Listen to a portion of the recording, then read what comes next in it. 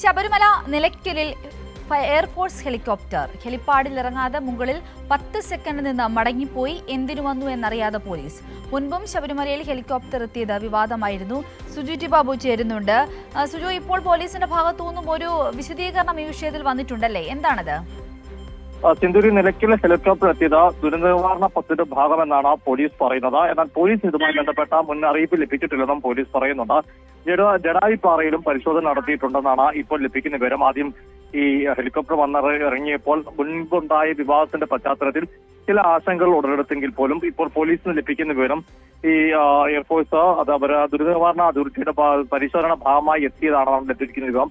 എന്നിരുന്നാൽ പോലും എയർഫോഴ്സിൽ നിന്നും കൂടെ ഇതിൽ വിശദീകരണം ലഭിക്കേണ്ടതുകൊണ്ട് അത്തരം ഒരു പത്രക്കുറിപ്പോ അല്ലെങ്കിൽ വിശദീകരണമോ നൽകുമോ എന്നറിയില്ല. എന്തായാലും മാത്രം ലഭിച്ചാൽ മാത്രമേ ഇതിനത് മുഴുവനായ ഒരു സ്ഥിരീകരണത്തിലേക്ക് കാര്യങ്ങൾ എത്തുകയുള്ളൂ. സിന്ധൂരി. ശരി സുജു, നിലയ്ക്കലിലാണ് എയർഫോഴ്സിന്റെ ഹെലികോപ്റ്ററിൽ എത്തിയത്. 10 സെക്കൻഡിന് ശേഷം മടങ്ങിപ്പോവുകയും ചെയ്തു. ദുരന്ത നിവാരണത്തിന്റെ ഭാഗമായിട്ടാണ് ഇത്തരത്തിലൊരു സന്ദർശനമെന്നാണ് ലഭിക്കുന്ന വിവരം. സുജു ടി ബാബുവാണ് വിശദാംശങ്ങൾ പങ്കുവച്ചത്.